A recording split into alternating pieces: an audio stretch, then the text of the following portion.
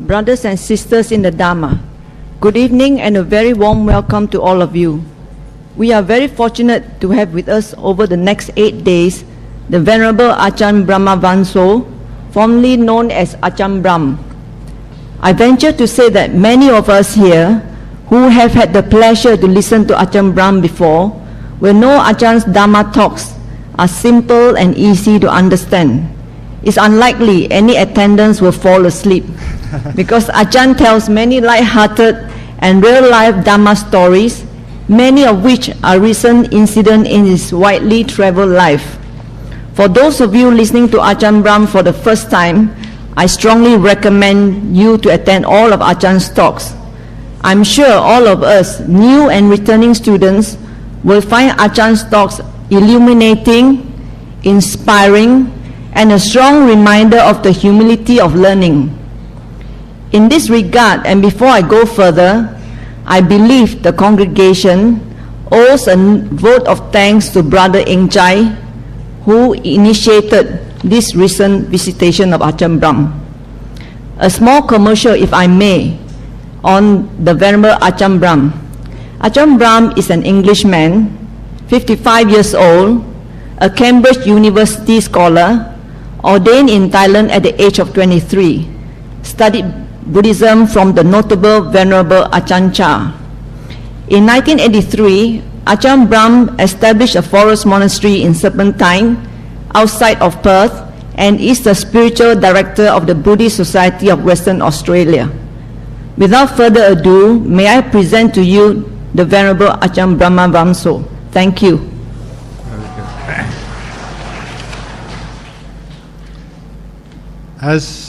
First of all, is the sound okay at the back? Can you hear me all right? Can you hear okay at the back? No? Still no good? Is that any better? Okay, I'll keep close to the microphone, it'll be better.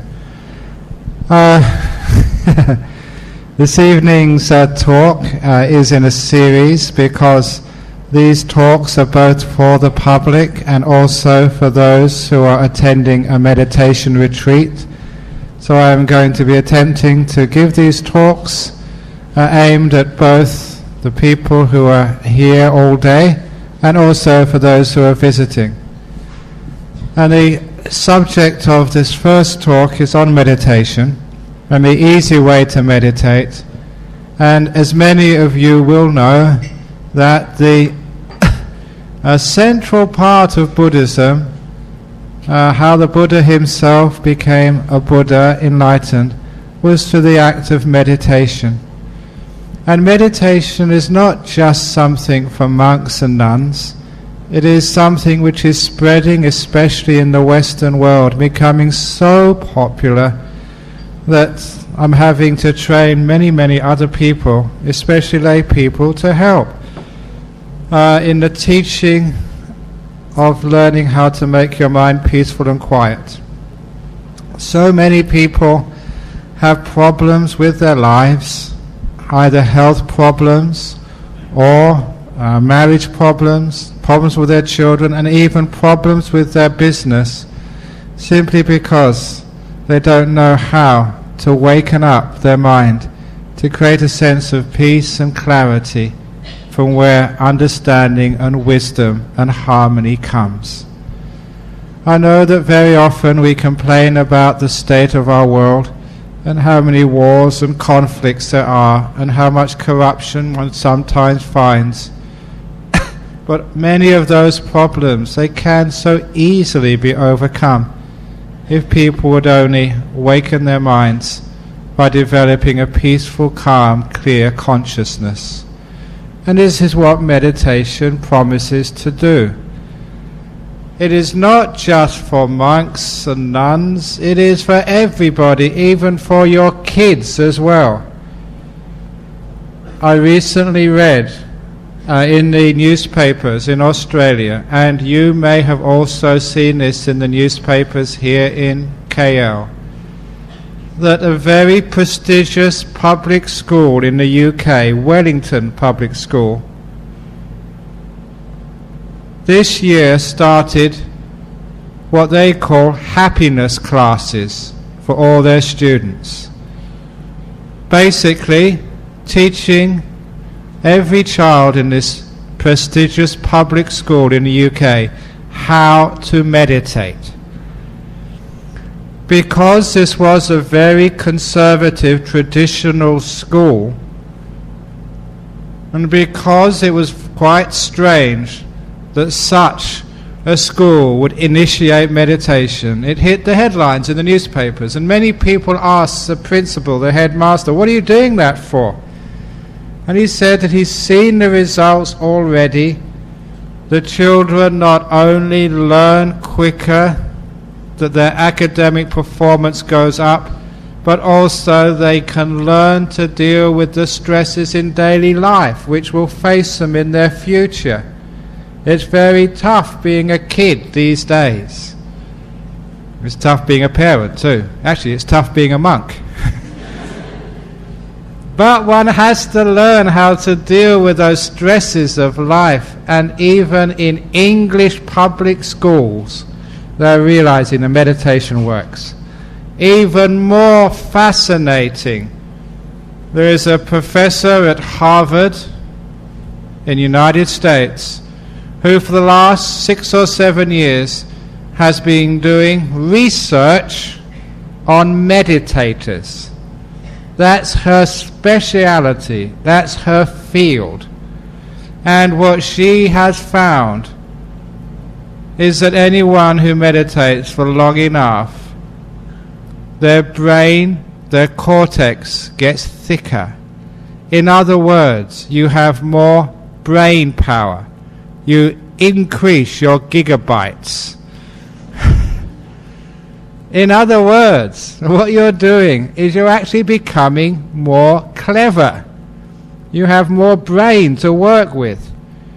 And in this age where there's so much competition, why not give your kids the competitive edge? Not just by getting them tutors in the evening, but getting them to learn meditation. Because it is a mental training. How many of you, go to the gym, or at least plan to go to the gym next year for your New Year's resolutions?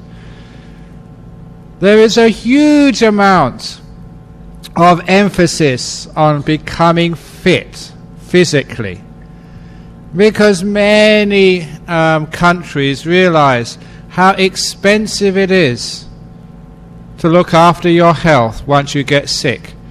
And preventative medicine is far more effective than actually fixing something up when it's broken. And because of that, many governments are encouraging people to get out, be fit, jog, play sport or whatever, because it's good for your health, it's good for society, it's good for economy. But even more than physical health, mental health is good for the economy. If you are peaceful and calm, you don't get so sick, you're more clever, more inventive. In every which way you win. So I think that someone here should gather all that information and present it to the government, and now we should have all these retreats subsidized by the government because they are good for your mental health and the economy of Malaysia. One of the monks in the United States told me this. He's been living there for many years, and many of you know that in the United States there is no public health cover. You have to get your own private health insurance. Otherwise, if you get sick, sometimes hospitals won't even admit you. So everyone has to have their health cover. And when you fill out the forms for your health cover, they'll ask you many questions, such as your gender, your age, and your past medical history. One of the questions you can answer is, do you meditate? And if you can answer yes, and get some teacher, such as a Buddhist monk, to sign the form, yes, you are a meditator, you get a hefty reduction in the amount of money you have to pay. You actually make money out of coming to places like this, because everybody knows in the health industry that people who do meditate are healthier. They don't have so many problems physically or mentally, and they're more productive, and they cost the health system much less. That's why Wellington School encouraged meditation.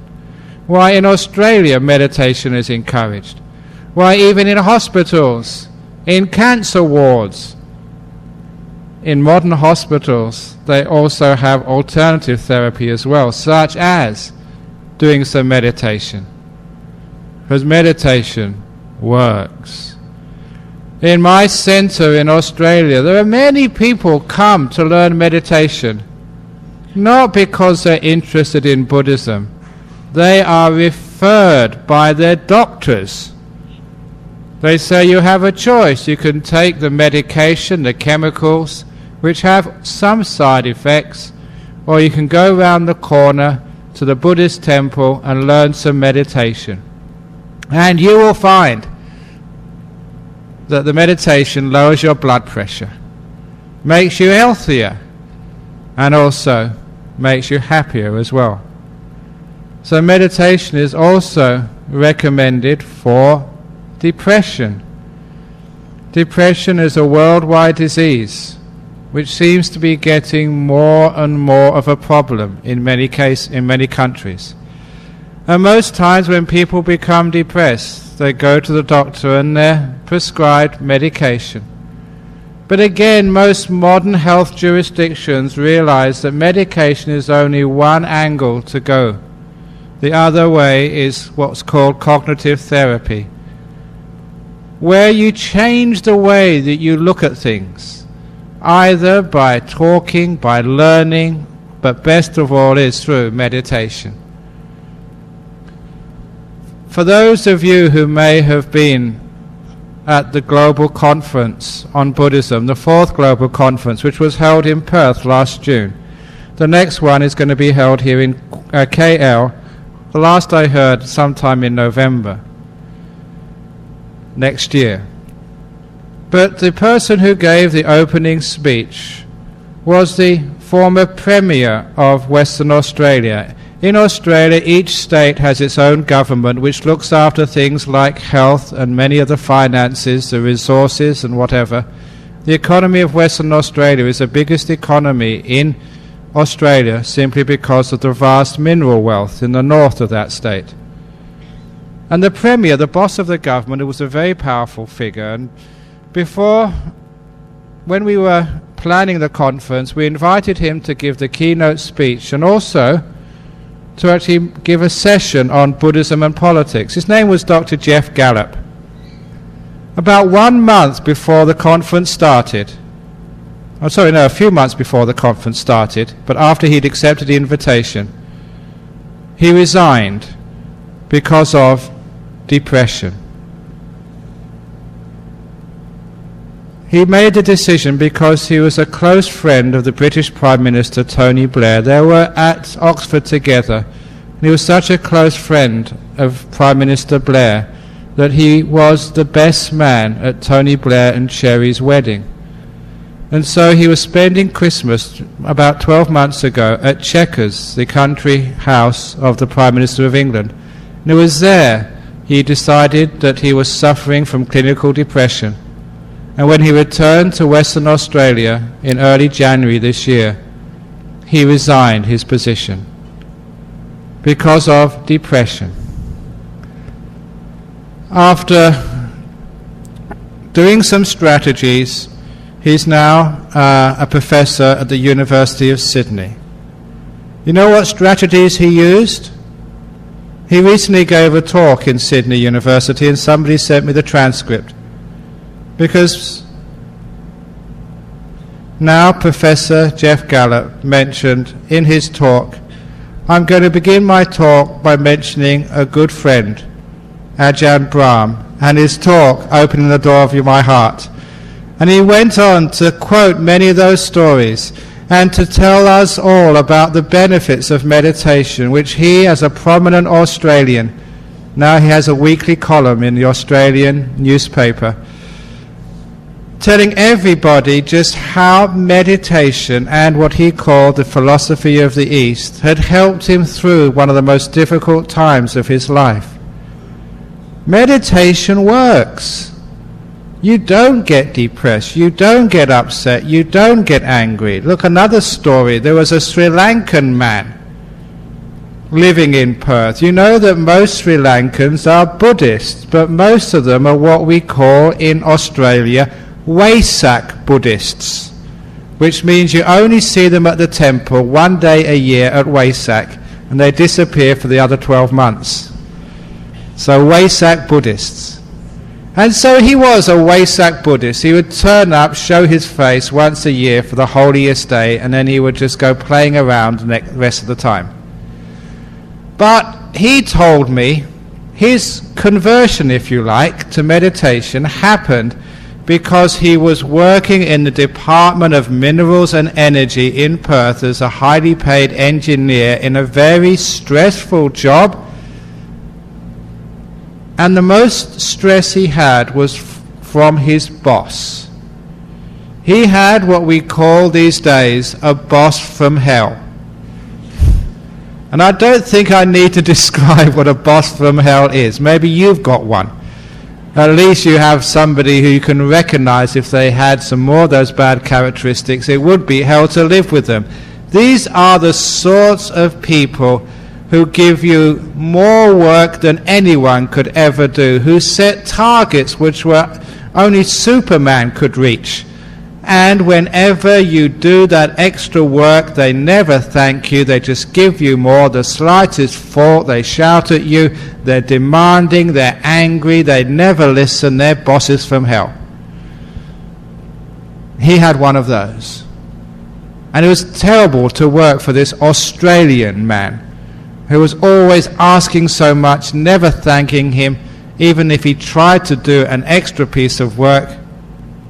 It's not good enough. Do more. Work harder. But this Wesak Buddhist noticed in the space of about 3 months, his boss changed. His whole character turned around.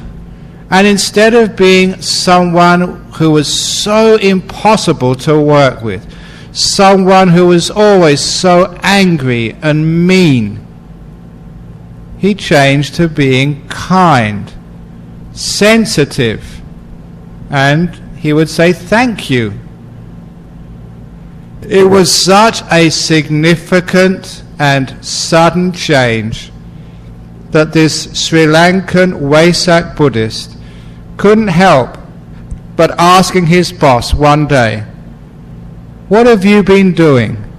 Something in you has changed. If you don't mind me telling you, you were so difficult to work with earlier on this year, and now that you are a fine boss and I want to work even harder for you now, what have you been doing?"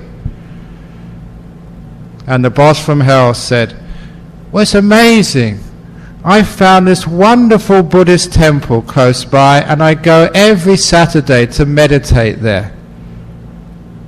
"What temple is that?" said the Sri Lankan man. It says Ajahn Brahm's temple. And the Sri Lankan, "That's my temple," he said. "That's my temple." He'd been going once a year just for Wesak, never realizing the treasure which was available in that place. And the wonderful teachings of Dharma, especially meditation, which he saw with his own eyes, changed a person's life completely around in 3 months. When he saw how powerful it was for himself, then he started coming every week too. This meditation is very, very strong. Because of that, it's great if each one of us learns a little meditation in our life. Don't ever think, "Oh, I am too busy," I don't have time to meditate. If you're that busy, you can't afford not to meditate in order to become more efficient in your work. In April next year, I will be going to London to give a talk at a conference. But this is not a Buddhist conference. I will be giving a master class at the 2007 Human Resources and Development Conference for business leaders, for CEOs and vice presidents from around Europe. And the reason they've invited me is because even in business, in the boardroom, they realize that these techniques which you gain from meditation, of calming the mind, of becoming more alert, more sensitive, they actually work, and they do increase the bottom line of your company. And that's why they're paying my ticket, putting me up in a hotel. And they're not religious. This is just to make more money. So, not only are you learning meditation and Buddhism here, for the next 8 days, this is Chempaka Buddhist Wealth Creation Lodge. It gives you a competitive edge by being more efficient. The meditation is a training of the mind. And isn't this what you have to use in your life even more so than your body? You have to be sharp. You have to be alert. You have to be able to make decisions and be correct. And how do you do that? Training your mind. Number 2, you can go to these courses, which they even hold them here in KL throughout the world, usually in the 5-star hotels, where you hear talks just like this, or maybe not as good as this, and the only difference is the person who is giving the talk has hair instead of being bald. They wear a suit instead of a robe, and they charge you $5,000 just to get in the door. So this is a bargain coming here today. But what I'm trying to say is that the benefits of meditation are so great. And it's my privilege to be able to share them, to create a happier world with less depression, with less sickness, with more success, with greater ideas to learn how to solve the many problems in our world. Even with religious harmony, there's one thing which all religions actually agree on, is the benefit of the peaceful mind. I don't know if you know this, but I taught a retreat, a meditation retreat, over the Easter period in Perth. One lady came for that retreat from Malaysia. She was a Muslim. She came in her hijab all the way from, I don't know what part of Malaysia. She came to our retreat center, which was a Catholic place we hired. She came there in her veil. When she came to the retreat, she took off her veil. She meditated for 9 days with us all. And at the end, before she left to go back to Malaysia, she told me, everything I heard here and learned here, I have no conflict with my religion of Islam. And in fact, I enjoy what I've read and heard and learned here so much. I'm going to share it with my friends, my Islamic friends, when I get home. It's a wonderful thing that the meditation can actually cross not just cultures, but cross religions as well. Because it just makes people peaceful, aware, alert, and also successful and happy. And everyone wants that. So having tried to sell my product this afternoon by telling the great benefits of meditation, how do you actually do this meditation? The meditation is very, very easy. once you get the idea. It's the idea, the very concept, which is the most important. Too often when people meditate, they try to meditate. They're always making it happen. But please remember that meditation is all about being peaceful and being still. And if you are still acting and doing things and controlling and wanting and all that, you're not peaceful anymore. To be peaceful, we have to just stop and just be. It's letting go or letting things be, allowing things to happen. I'll tell a story from my own life as a monk. After 5 years training with my master Ajahn Chah, like all the monks, we were invited to go wandering through the jungles, through the villages of Thailand, either going to other teachers to widen our knowledge and experience, or to find caves, jungles, quiet places where we could enjoy solitude and develop our meditation further. I've managed to find a very beautiful monastery up in the north of Thailand, which was abandoned. No one was living there, but it was so peaceful. For meditation, it was idyllic. The village was over a small hill, maybe 2 kilometers away, a very simple walk. And the villagers there were very happy to have a monk to feed, but they didn't really want to learn any Buddhism. At the time I thought, isn't that nice? I can just meditate and not be bothered by people asking me just one more question, Ajahn Brahm. That is my suffering as a monk. You know, sometimes I can't get away from people, they always ask me one more question. Recently I was returning from the United States, and I was transiting in Changi Airport in Singapore, and many disciples in Singapore were actually inside the airport terminal to greet me, and they gave me something to drink. But all the time I hardly had time to drink my tea because they were asking so many questions. And I'd just come from a, 17-hour plane journey from LA. I was tired. I wanted some peace and quiet. And my strategy was, I said, I'm going to go to the toilet. And I thought that's at least one place I can get some peace and quiet. But I went into one of the toilet cubicles or the areas for the gents in Changi Airport. And those of you who've been to such airports know they have toilet attendants inside. And the toilet attendant saw me and said, "Oh, Ajahn Brahm, can I ask a question?" Even in the loo, people ask me questions. But actually it was very nice, because after talking with him, I wanted to go to the toilet as well, but I had to hold myself because I talked to him for about a quarter of an hour. And in the end he said, "I'd like to give you a donation." And I said, "Look, I'm a monk. In my tradition we don't accept money." He said, "I will send it to you." So I wrote down my address on a piece of hand towel.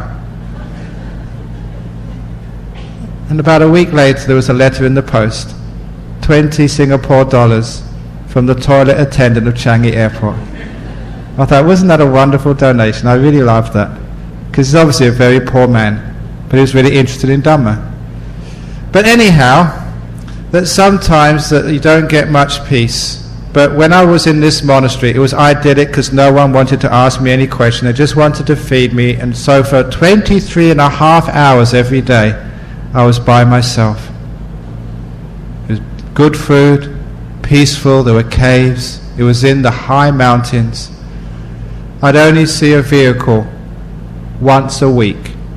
The car would come up to bring the mail and to take other produce back down the mountain. You'd have to be looking in the right direction to see the traffic. One car a week. In the first few weeks in that monastery, I was so happy. But after a while, my meditation started to become difficult. Now this is an important story for you all, especially those on this retreat. My mind started getting restless.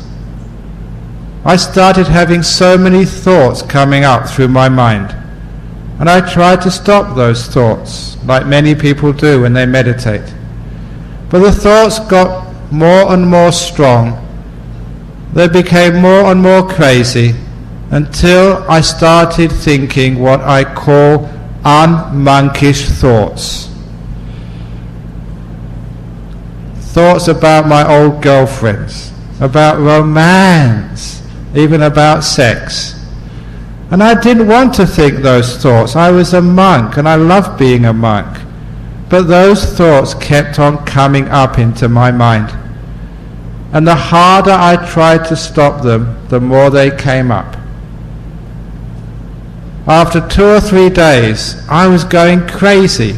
And because I was on my own, I didn't have anybody to consult with. I couldn't go and ask another monk. It was too remote. The nearest monk was a long way away. And I didn't know what to do. And so one morning, I was so troubled by all these thoughts going on in my mind. I decided to go into the main hall, the main shrine hall, and I bowed before the big Buddha statue and I just said, "Help!" And an idea came into my mind. The idea was this. Maybe it's because I was a Westerner. I said, "Let's do a deal." And the deal was this. For 23 hours every day, I'd ask my mind to be peaceful and watch the breath.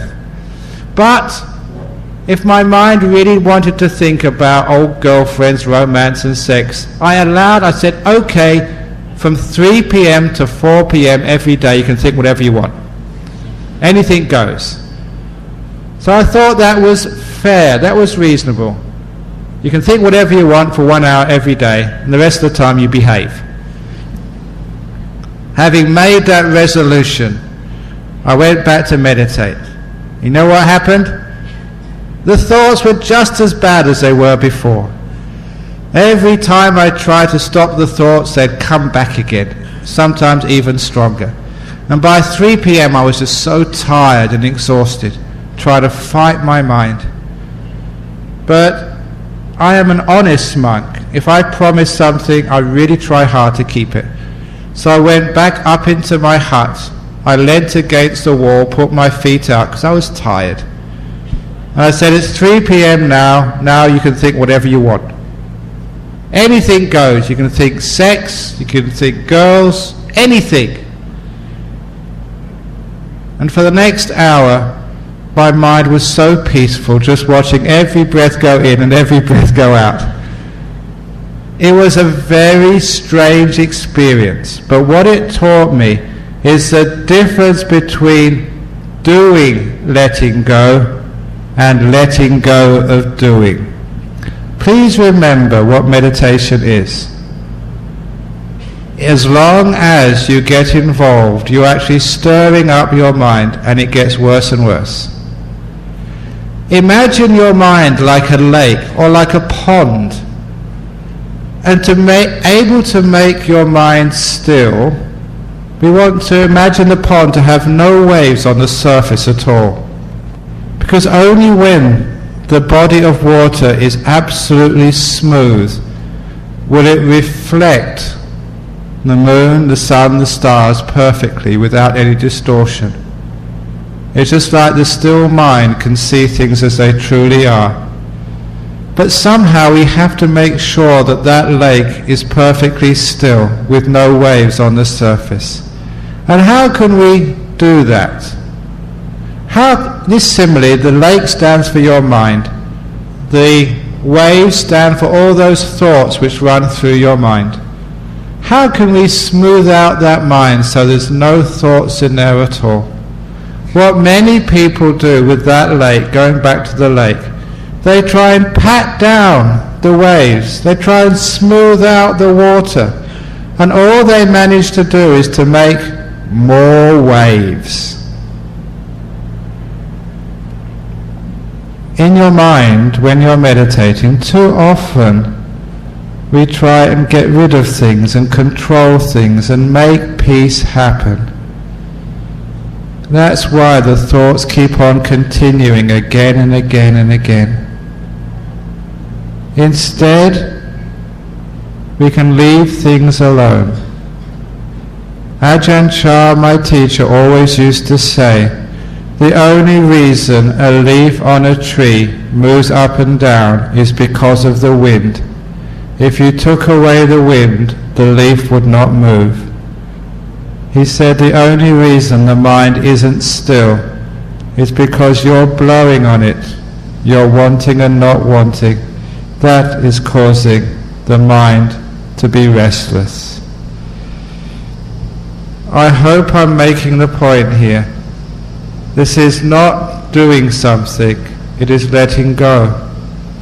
It's allowing the mind to be still. You know, sometimes people get their first experience in meditation just when they have a great tragedy, when they're in big trouble, when basically there is so much trouble and suffering in their life, they just get their backs against the wall. They have no other choice but to let go. Sometimes people experience the greatest peace. Sometimes in a tragedy they have to let go. Sometimes people do that when they are very, very sick. A friend of mine who was a monk with me in my early years received a letter from his sister in New York. They were brought up in the Bronx in New York. And one evening his sister, having finished work, did a very stupid thing. She decided to do her laundry in a public laundromat late at night. She was in there by herself doing her washing when a black man came in, took out a gun and told her to take off her skirt. She was about to be raped at gunpoint in New York. This was not a game. Everything her mother told her not to do, go out such late at night, being in a place alone, she had done. The next thing she did was also stupid, but in hindsight, it saved her life. She made a run for it. 2 bullets hit her in the back. Fortunately, she made it to a doorway, banged on the door, and, for great fortune, because this doesn't usually happen in New York, someone opened that door. So the 3rd bullet missed her. She was very badly wounded, managed to call an ambulance and take her to hospital, and she pulled through. She survived. The doctors and nurses were quite surprised that she survived. They asked her what had she done. She'd learned from her brother how to meditate, how to let go, how to relax, because that's the only thing she could do with 2 bullets in her back and so much blood coming out. That saved her life. She could do that because she had to. Very often people have their first experience of real peace, of letting go, when they're in such traumatic situations. But it shows you what you can do if you know how to push those right buttons, what we call the letting go buttons. Another story which might illustrate this, how letting go means letting go of the past and the future, just being here with what you've got. You've got enough already, so let go and just enjoy what you have. This story was about an old monk many, many years ago who was wandering from place to place, and he came across this poor family who lived in a mud hut. And this poor family gave him a meal, and they were so kind, the old monk decided to stay there for a time. So they built him a monk's hut a little way away, where he could meditate and find some peace. and at the same time the poor family would feed him. It does not cost much to look after a monk. You know, when our first monks went to England, people were concerned, how much does it cost to look after a monk? And somebody did a calculation, and what they discovered is it's much cheaper to look after a monk than it is to look after a dog. And there's actually some similarities. You know, we both live in small huts. You know, we call them kutis, dogs call them kennels. We both eat out of a small bowl, and we both wag our tails whenever we see you. We're both nice and kind and cuddly. And many dogs are brown like me too. So they looked after this poor monk, and the monk would teach a little bit of Dhamma and help them with their problems. He was such a nice person to have close to the family. They got quite attached to that monk after a few weeks, and they wanted him to stay there forever. But the monk, after a few weeks, said, "You've looked after me so well. I've taught you a lot. Now it's time for me to go." "Oh, please, Reverend, don't go," said the whole family, and even the children started crying, because they loved that monk like a grandfather. But the monk said, "I have to go.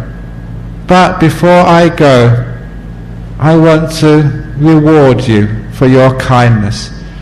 Out of compassion I see you are so poor, but closer than you think there is a great treasure which is buried in the ground. So much treasure that once you find it, you'll be comfortable for the rest of your life, you and your family. Here's how to find the treasure," said the monk, and everyone started listening intently. "In the morning, stand at the threshold of your hut. Face the rising sun and take your bow and arrow. Facing the rising sun at dawn, let the arrow fly, and where the arrow falls, you will find a great treasure." And the poor man thought, old monks like this don't lie. So he thought he's going to be a rich man. And as the monk left, he was sad that the monk was leaving, but he was so excited that tomorrow he was going to be rich. So he hardly slept all night. And in the morning he was waiting and waiting with his bow and arrow, standing at the threshold of his hut, facing the rising sun. And as soon as the sun rose, he shot the arrow in the direction of the rising sun, and he ran after it, and together with his wife they started digging and digging and digging. What do you think they found? Nothing. Only trouble. Because where they dug, it was a field which belonged to a rich man. And he said, "What are you doing destroying my field? You vandals! I'm going to sue you." And the poor man said, "Don't sue me, I have nothing. I only did this because a monk told me to do it." "What do you mean a monk told you?" said the rich man. And the poor man told the whole story. And the rich man thought, old monks don't lie. "You must have got it wrong." "I know what you've got wrong," said the rich man. "How does a poor man know how to shoot an arrow from a bow?" "Look," said the rich man, "tomorrow I will shoot that arrow, and when we find the treasure, we'll split it 50-50. Deal?" "Done," said the poor man. So the following morning, the rich man, the poor man and his family were standing at the doorway of this poor hut, and as soon as the sun rose, the rich man took the bow and arrow, and he shot the arrow a much greater distance than the poor man. Because poor men are thin, they've got no strength. And they all rushed after the arrow, and the rich man told the poor man, "Dig the hole." The poor man told his wife to dig. You know what men are like. And the poor lady dug the hole.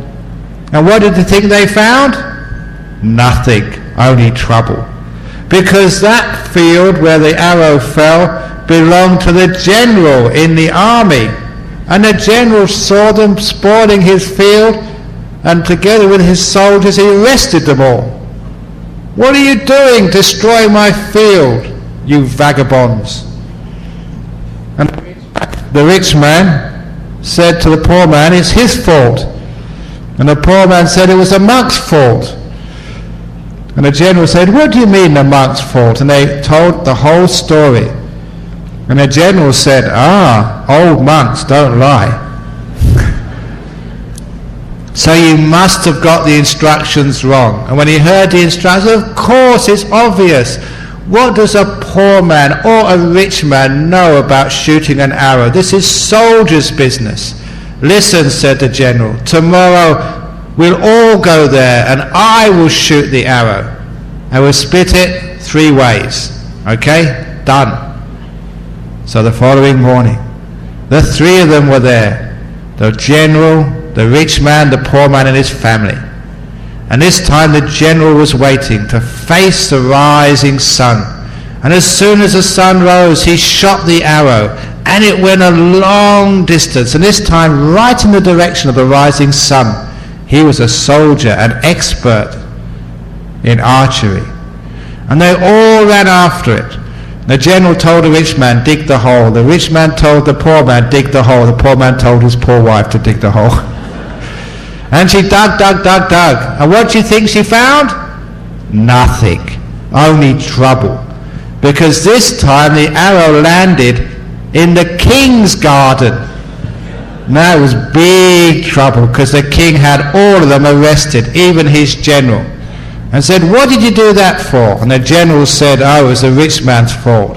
What did you do?" said the king to the rich man. The rich man said it was the poor man's fault. And the poor man said it was the monk's fault. And when the king heard the story, he thought, old monks don't lie. So he said, "There's something strange here." So he put them all in prison for a few days, while he sent his soldiers looking and searching for that old monk. When they found that monk, they dragged him to the palace. And the king himself interviewed him. He said, "Explain yourself, monk.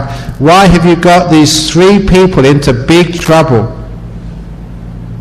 And the monk said, "Only because, Your Majesty, they did not follow the instructions." Just like when I tell you how to meditate. The only reason you don't get peaceful is because you don't follow the instructions. "What do you mean?" said the king. "Okay," said the monk. "Tomorrow we'll all go there, and Your Highness, you can shoot the arrow this time, but following my instructions, and I'll be there to tell you those instructions, and you can split it 4 ways. So they all agreed, because the king wanted to find out what was the mistake. What had they done wrong? And the following morning the 4 were waiting there, and the king had the simple bow and arrow. And the old monk repeated the instructions.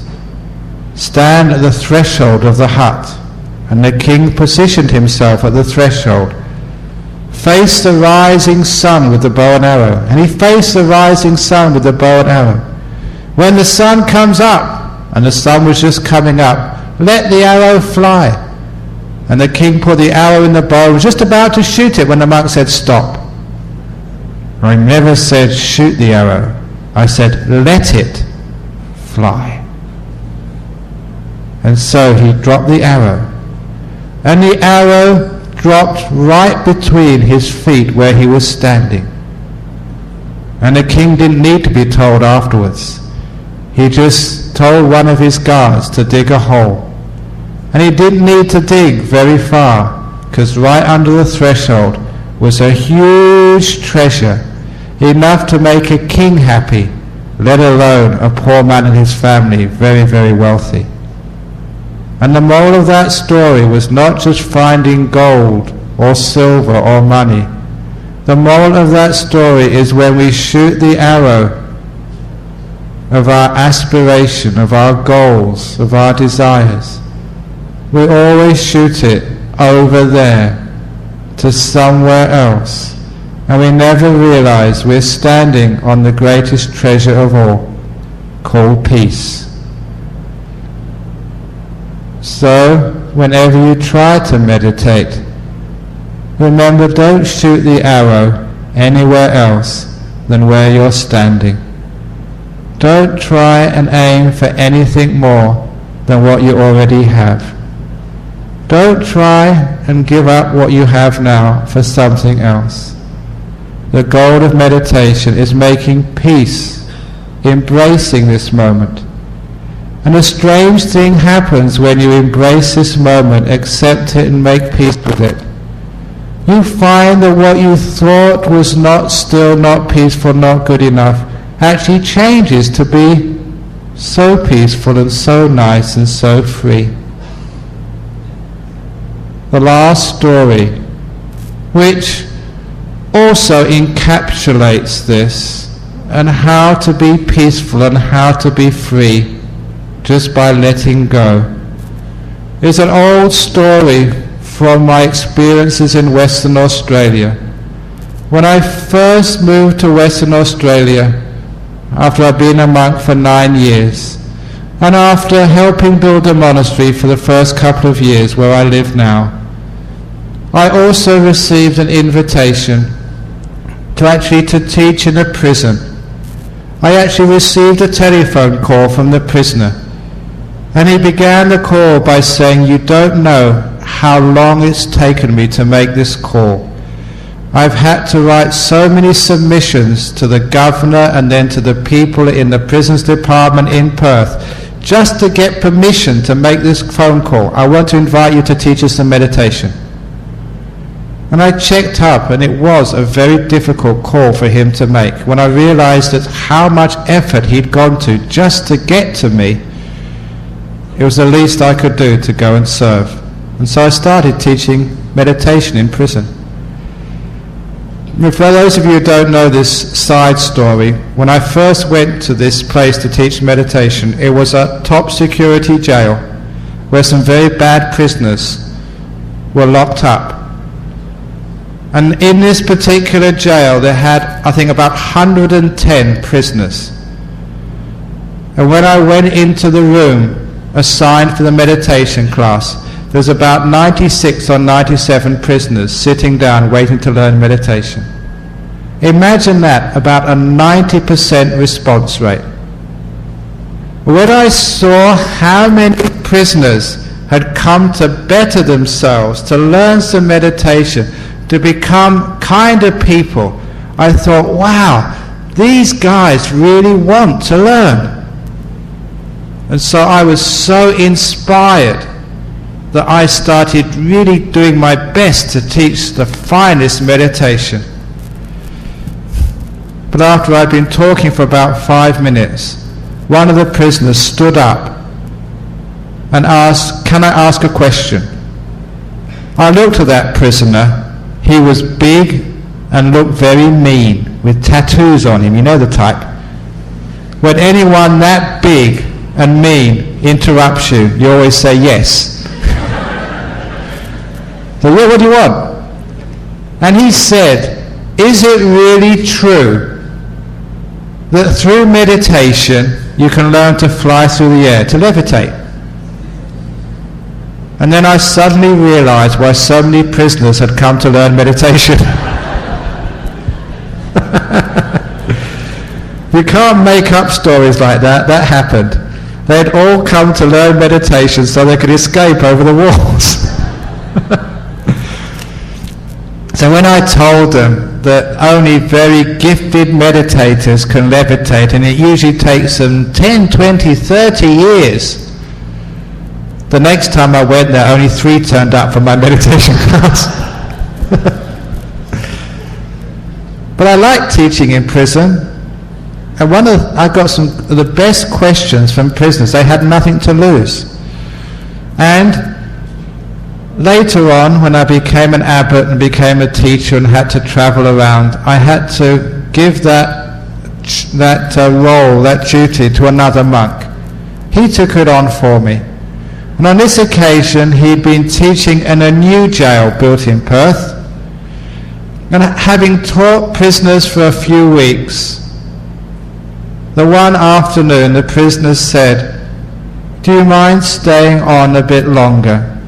We have got some tea and some refreshments for you. We wanted just to chat because we want to find out what it's like being a monk." So he stayed on for an extra half an hour, and they talked about many things because they were friendly to this monk, they liked him.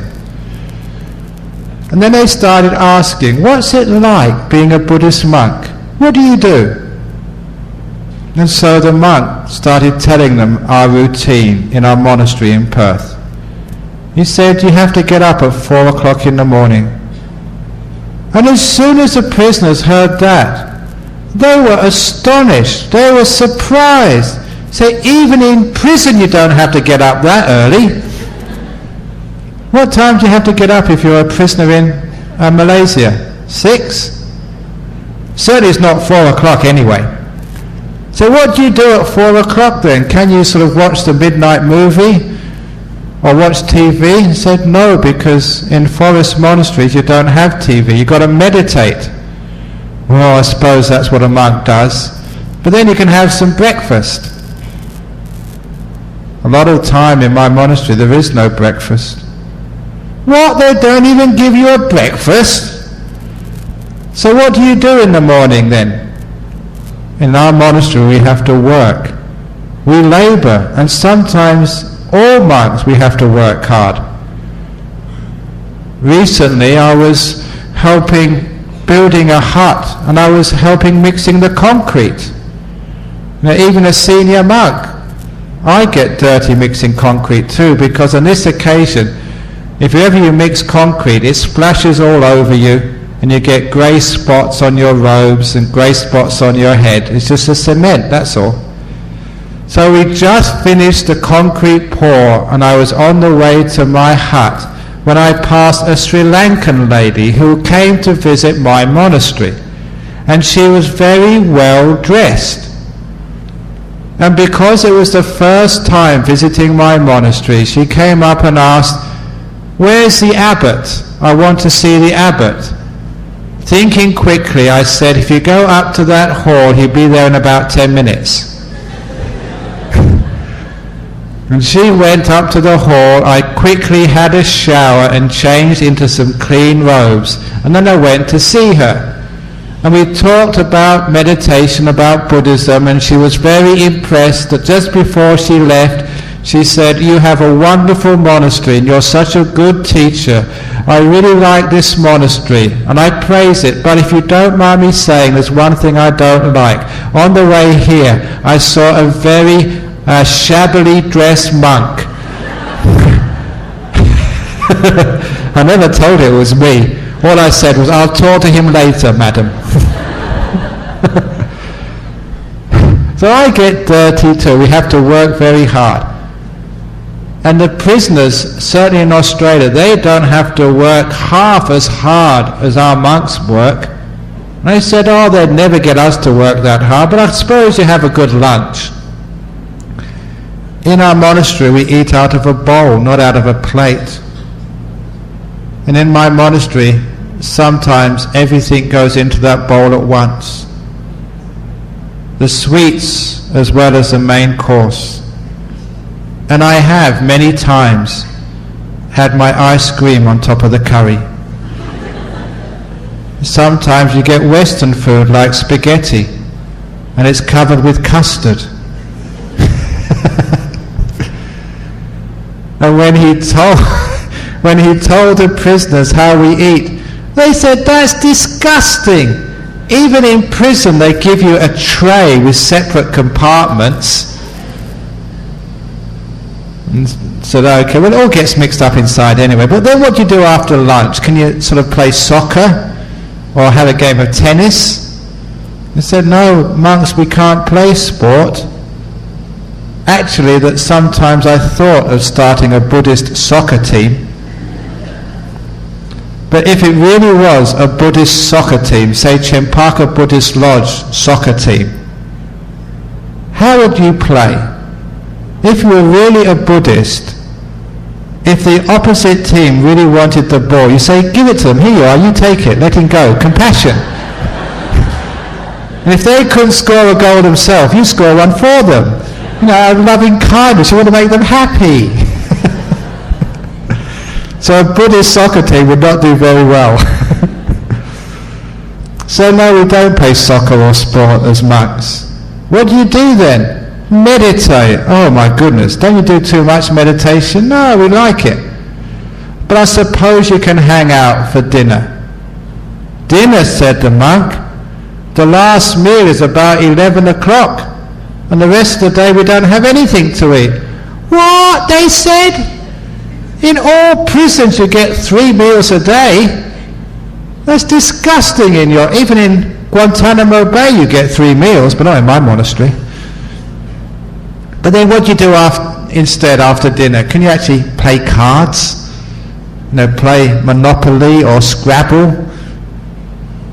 No, it's more meditation. Oh my goodness. And then we go to sleep maybe about 10 o'clock, maybe 11. We sleep on the floor. On the floor? Don't they even give you a bed? I sleep on the floor. And when the prisoners heard how austere and ascetic my monastery was, they felt so sorry for that monk, because he was their friend. They didn't want their friend to live in such a hard environment. And one of them forgot where they were, because they said to that monk, that must be terrible, awful, living in that monastery. Why don't you come in here and stay with us instead? It was the time the monk was invited to go to prison for a more comfortable life. And when I heard that story, it made me think that it's very true. My lifestyle is much harder than a prisoner in any jail. I work harder, I eat less, I don't have any entertainments. It's harder. But why is it that in a monastery such as mine in Western Australia we have 20 monks, and there's usually a waiting list of people trying to join, while in prison there's a waiting list of people trying to get out? What is the difference between a prison and freedom? It became very clear to me, a prison is any place you don't want to be. Any place. If you don't want to be here this evening, then Chempaka Buddhist Lodge is Chempaka Buddhist Prison for you. If you're in a marriage you're not happy with, your marriage is like a prison. If you're in a job you hate, going to the office is like going to jail. Or if your body is very sick and old and you hate it, your body feels like a prison for you. Any place you don't want to be is called prison. It doesn't matter how comfortable it is or how hard it is. That's not the point. Any place you don't want to be is prison. And how do you escape from the prisons of life? You don't need to change your husband. You don't need to swap your wife. You don't need to change your job. You don't even need to heal your body. You just need to change your attitude. Instead of not wanting to be here, to want to be here. And as soon as you want to be here, you find the key for freedom. I'm not saying you should always just let go, but if you want to know the trick of meditation, it's wanting to be here no matter where this is. Wanting to be in this moment no matter what you're experiencing. When you want to be here and nowhere else, it's called letting go of desire. It's called freedom.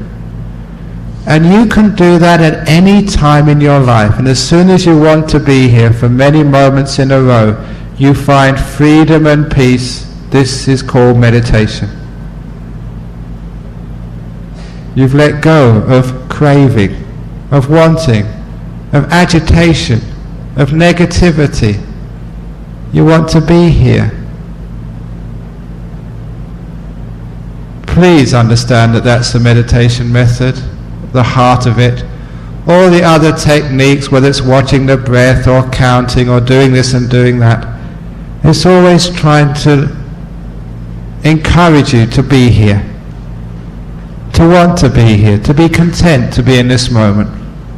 Because with that contentment, with wanting to be here, with opening the door of your heart to this moment, as it is, with no conditions, to say to this moment, I love you for what you are, moment. No matter how you feel, you give unconditional love to this moment. That's wanting to be here. That's what meditation really is. Not trying to get to some deep state. That's wanting to get somewhere else. Not trying to achieve enlightenment. That's just going way off into dreamland. But just being here in this moment, accepting this moment, wanting to be here, learning contentment in this moment, and you find the mind just becomes so peaceful and still all by itself. And you learn what the Buddha learnt. How to be still is letting go of the craving. Just for the time you're meditating. I'm not saying you shouldn't crave when you're at work. You have to crave to get up in the morning, to go to work. You have to crave to actually to start the car and get to work. But there are times in the day when you stop. You stop and take a rest on the journey of your life. Instead of always trying to get somewhere else, you're content to be where you are. Grateful for how much progress you've made. Grateful for the beautiful people around you, for your wife, your husband, your kids and your parents and your friends. Not wanting to change them, but being content with who they are and where you are. Wanting to be here leads to freedom, and freedom leads to peace, and peace leads to stillness and enlightenment itself. Learn to be free by wanting to be here. You will find that this husband, wife of yours, this life of yours, your children, your parents, your friends, even your business is not as bad as you think it is. When you learn meditation, you learn how to appreciate things, to value, to love, to be free. So that's what meditation is in a nutshell. Wanting to be here. I want to be here, wherever that happens to be, and that's why I always feel free. Thank you so much. Okay, now comes the best time for questions and comments and complaints. For those of you who need encouragement to have questions, every time I come to Malaysia I tell this Buddhist story from the scriptures. This is in the Mahakamavibhanga Sutra, in the Majjhima Nikaya, the word of the Buddha himself. Because on this occasion the Buddha started talking about karma and reincarnation. In particular, someone asked him, what is the cause, the reason why some people are born into rich families while others have to work so hard, and even though they work hard they're still poor? What karma did you do in your last life to be born like you are? In this scripture the Buddha also said, what karma you did in the past to be born ugly in this life, and why some people are born beautiful. Whenever I tell this part of the story, I always look at the floor, never at somebody, because once, I think it was in Singapore, I told this story, And I was looking at a girl when I just mentioned the word ugly, and she complained, "Why did you say ugly when you were looking at me, Ajahn Brahm?"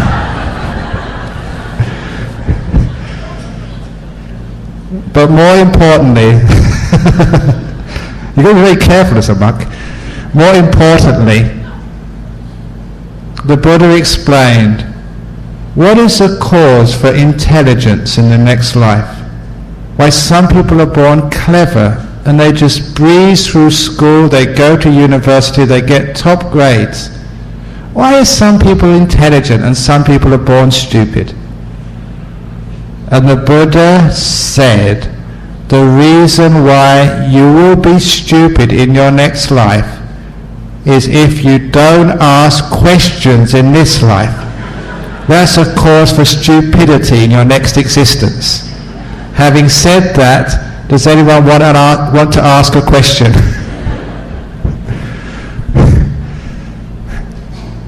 And that's true, that's in the sutras, that's the cause for intelligence. So anyone who has the guts to ask a question now, you'll find in your next life that your homework will be easy. And you won't get into such trouble with your parents. Yes?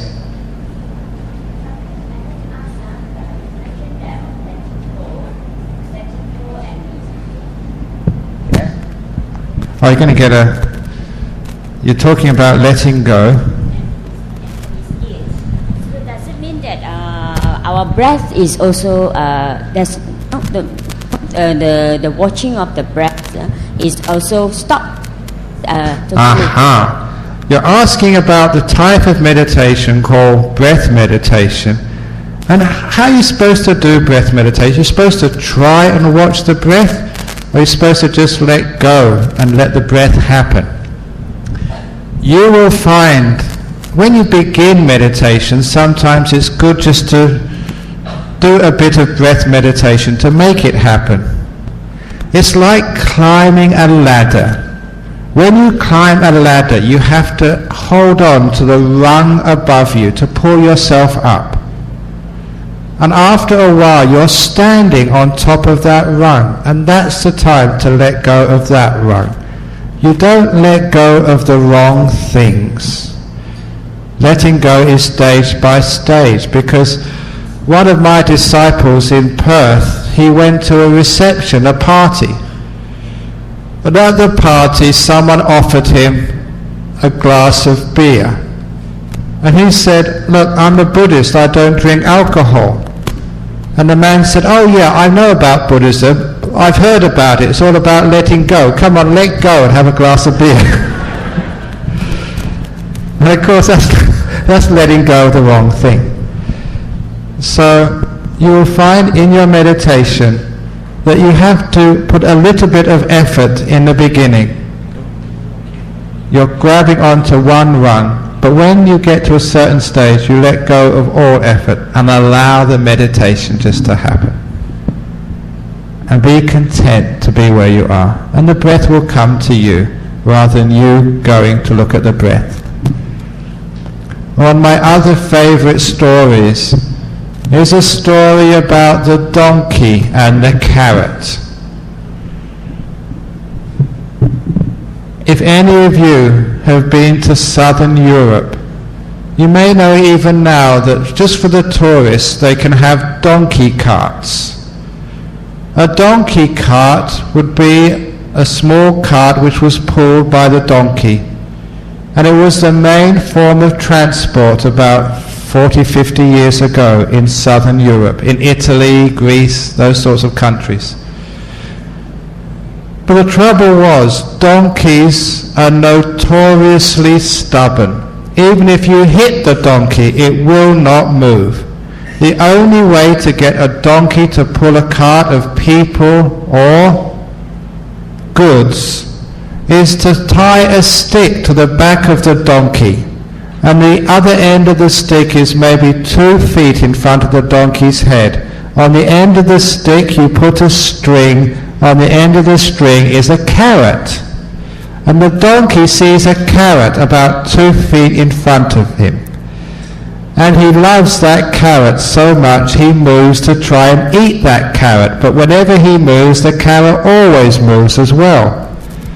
And so no matter how fast he goes, the carrot is always 2 feet in front of him. And the donkeys are very stubborn, but they're stupid, and so they keep moving towards the carrot. They never get to the carrot, but they pull the cart. And that's how donkeys move.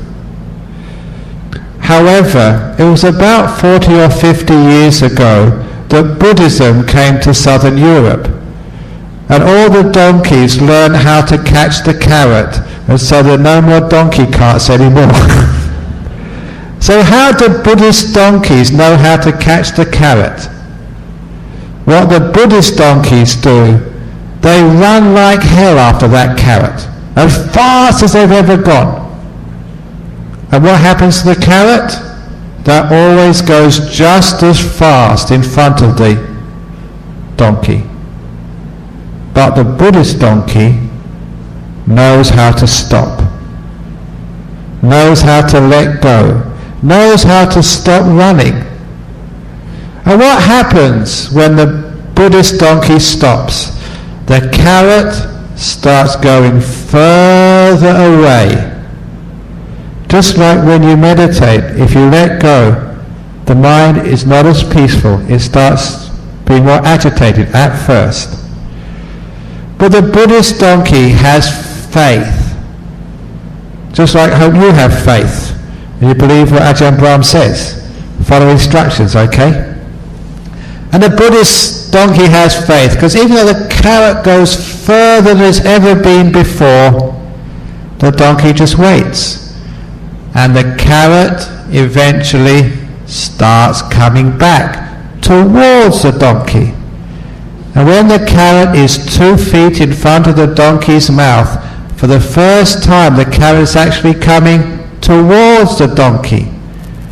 And the donkey doesn't have to do anything.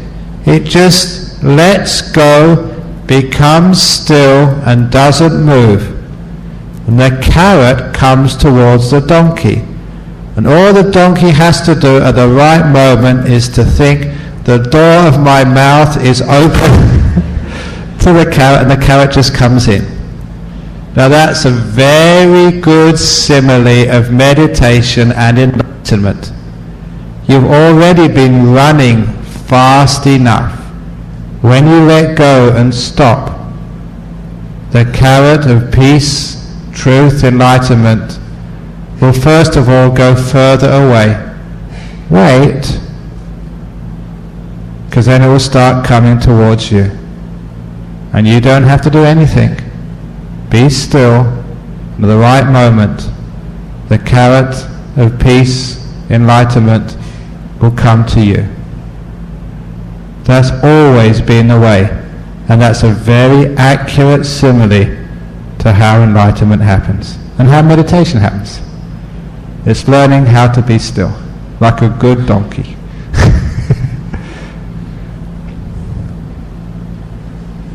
I've got some questions on pieces of paper here, the anonymous questions. So here we go.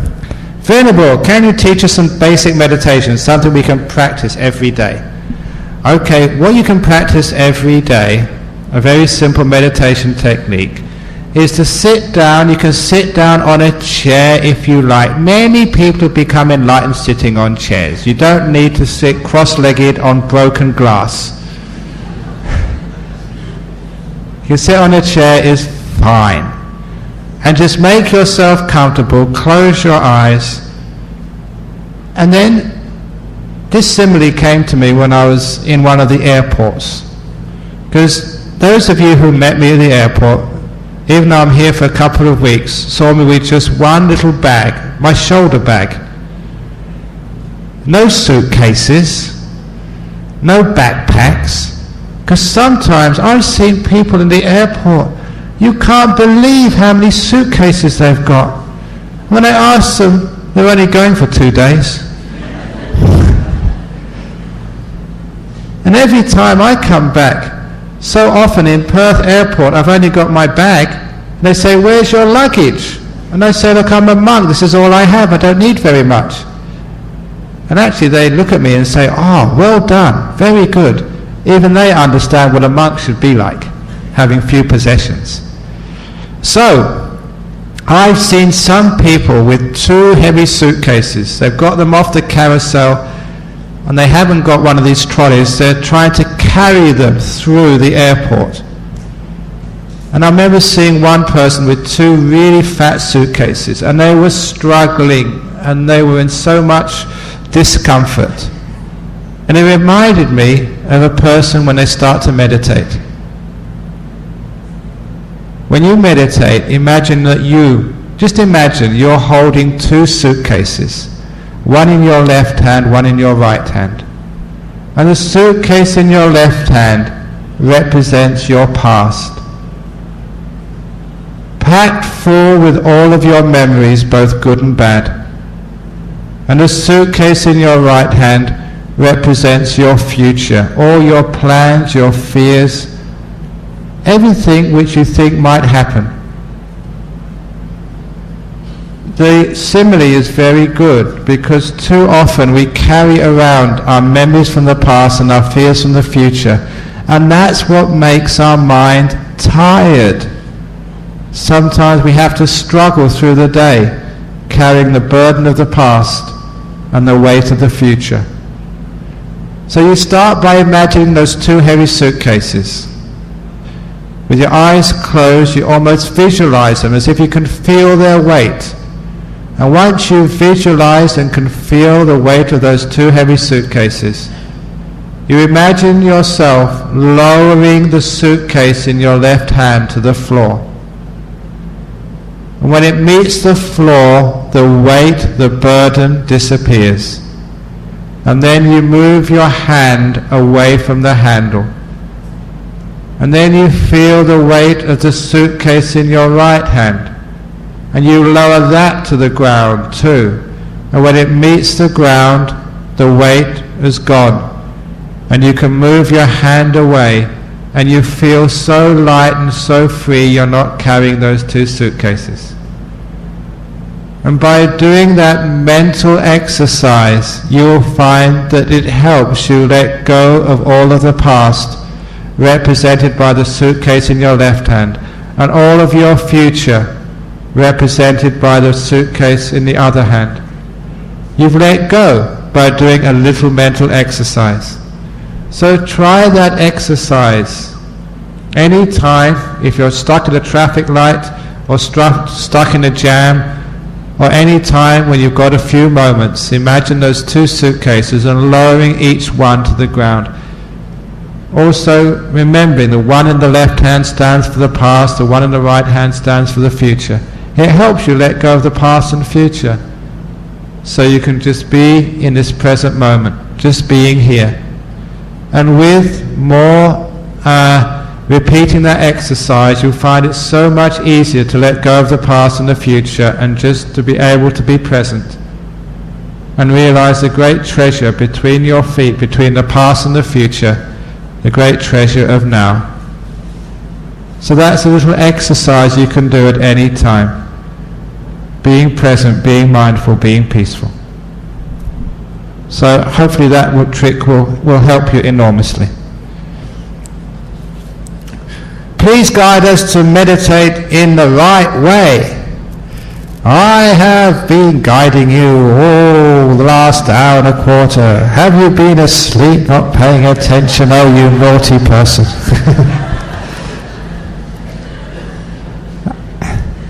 You know you're meditating in the right way if it makes you peaceful and you feel calm and you feel happy.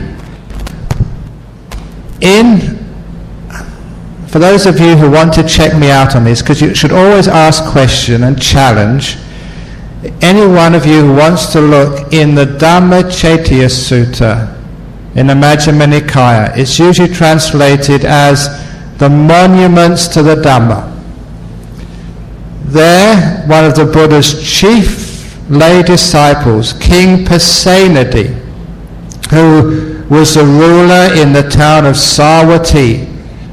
And many of you, if you ever go on pilgrimage to India, will go to the famous Jeta Grove Monastery, the Jetavana, which is right next to the town of Savatthi. And this was where the Buddha spent most of his time when he was alive, in that monastery. And one day the king went to see the Buddha.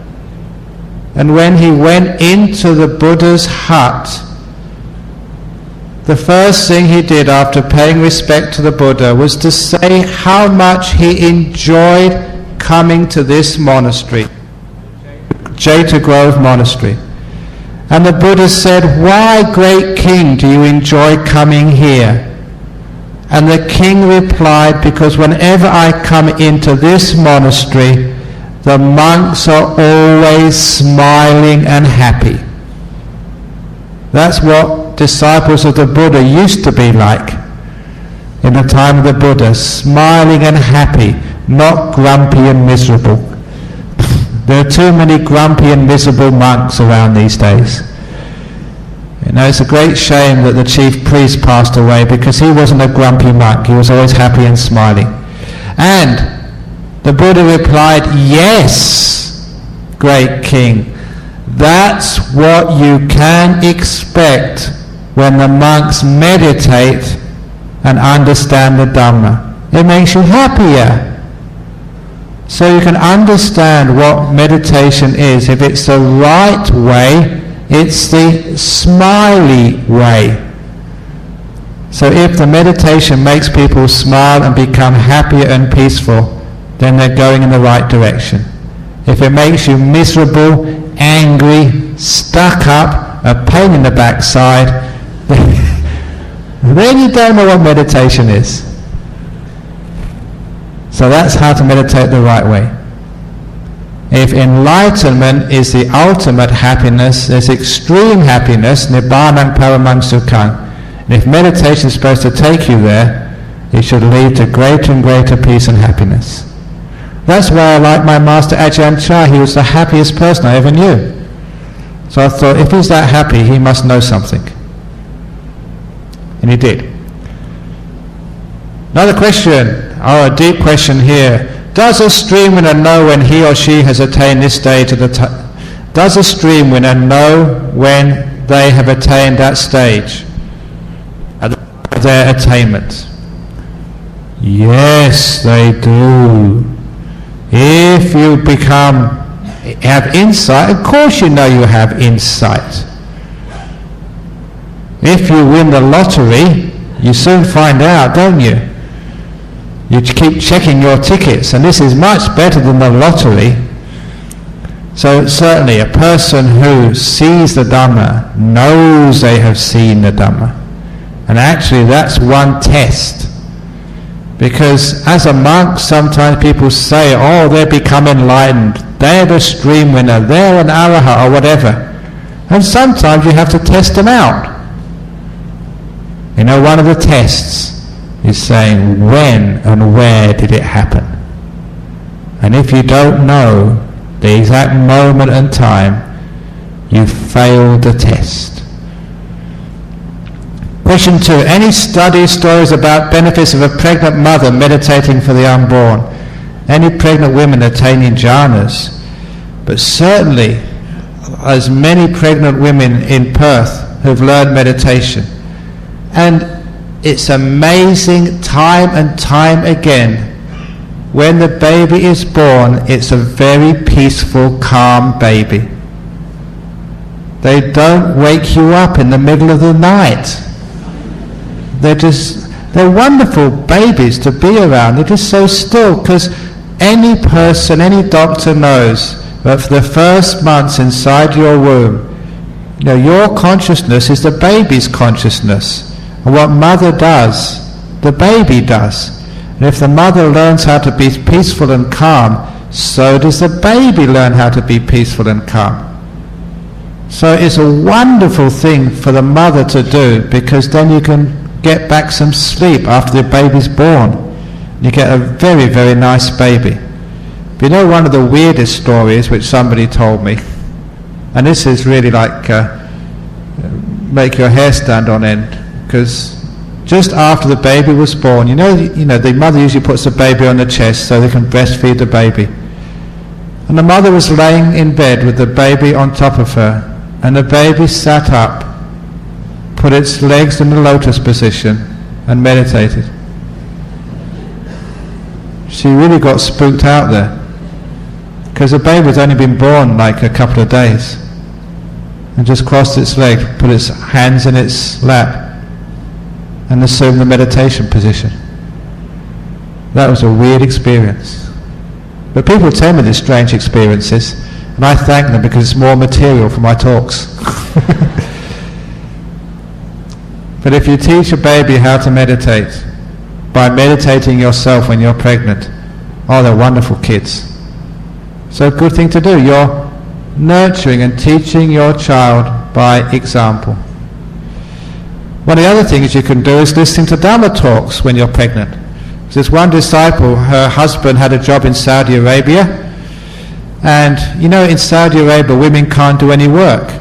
I think she was a qualified accountant, a very clever girl, but there's no way she could get work, so she took a whole lot of CDs of my talks with her to Saudi Arabia just to pass the time.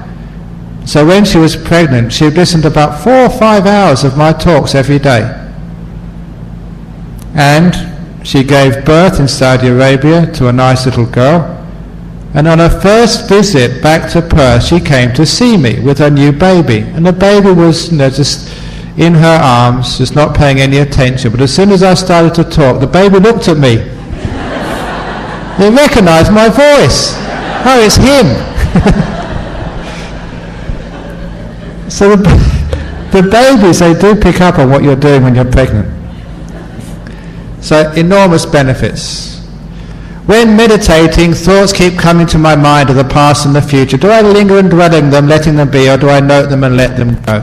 Oh, don't even note them. Just make peace with them. Don't try and force them out. If you try and force them out, you're giving them energy and they will get worse. Just let them go. You just be like a passenger. You know, sometimes it's like getting on the aircraft to come from Australia to KL. Some people, they rush to the front of the aircraft thinking they're going to get here quicker. Once you're on the aircraft, you don't have to do anything. You just sit down and rest and relax. Just like when you meditate, you sit down, you don't have to do anything. All you need to do is to enjoy, not the in-flight service, to enjoy the insight service supplied in every meditation. So that's the best way. Don't linger and dwell on them, and don't try and get rid of them. Just allow them to be and allow them to disappear. Don't feed them. Please tell us, what is the most important thing you learned from Ajahn Chah?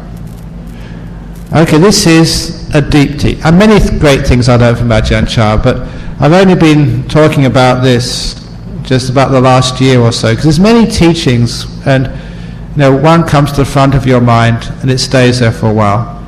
In the first year I was with Ajahn Chah, this was over 32 years ago, he'd used the following simile. He said his monastery was like a mango orchard, and the mango trees, he said, had been planted by the Buddha a long time ago. He said all the mango trees were mature, and they were all dripping with mango fruits, ripe and delicious. And he said because the Buddha had planted those mango trees and they were full of fruits, these days you monks don't need to do anything. All you need to do is to hold out your hand and a mango will fall.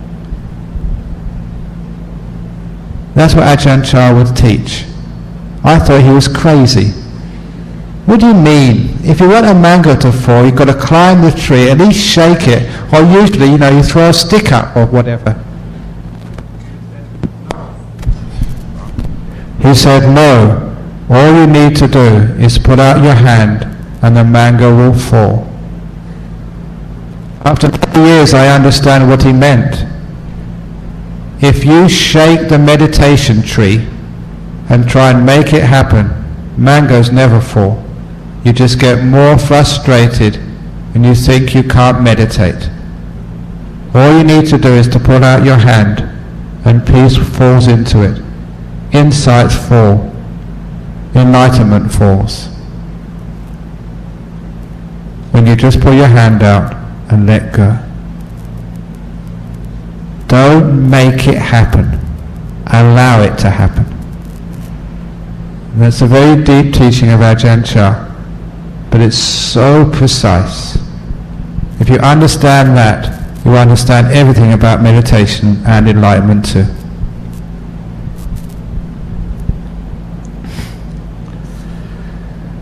Why every time I meditate I feel sleepy? Answer: because you're tired. When you're sleepy, make peace with your sleepiness. When I started as a monk in Thailand, I was very sleepy. And I tried hard to stop being sleepy. One of the things I did was to put a matchbox on top of my head with the cover off. Because with a matchbox on top of my head, if I started getting sleepy, my head would tilt down, the matchbox would fall off, and I would know I was nodding. So that would actually give me some feedback to make sure I wasn't sleepy. And sure enough, after a few days, I could put the matchbox up on top of my head, even getting up really early in the morning, 3 o'clock, and meditating, 3 a.m. Put the matchbox on my head, it never fell off. I thought, great, I've conquered my sleepiness. But I hadn't. A monk took me aside and said, I've been watching how you meditate now. When you meditate, you used to nod like this. Now, he said, you nod like this.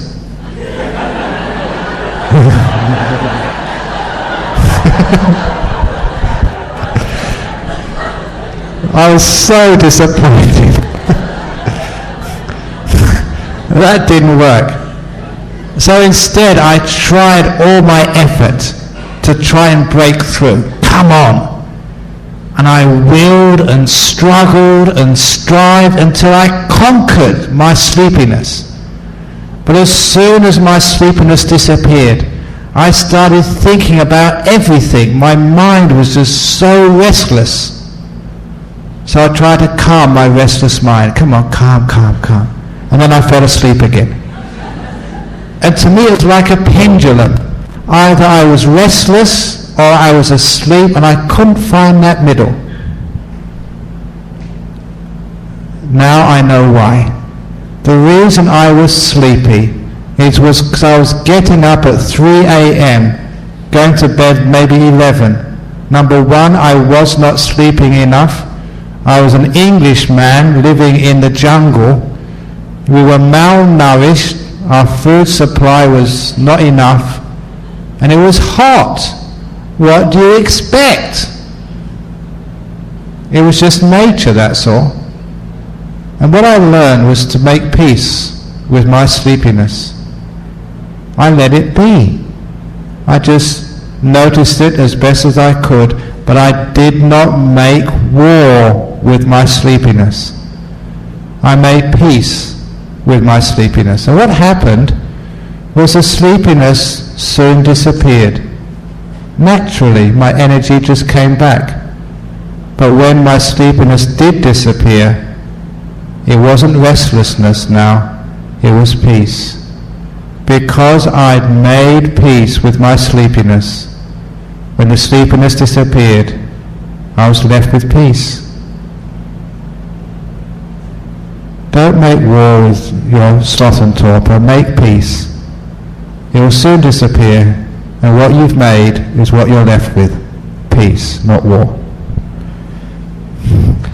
I read that during meditation I was supposed to still my mind to get one pointedness, but I found that my mind wanders and thoughts keep surfacing. So does that mean I'm not letting go? How do I get that concentration? Don't call it concentration, call it stillness. How do you become still? By not moving. What does moving mean? Trying to get rid of things, not being content, not wanting to be here.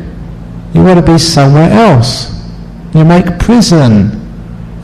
If you want to be here, it's called loving kindness, metta meditation. It's making peace, not war. What you experience now is called the result of old karma.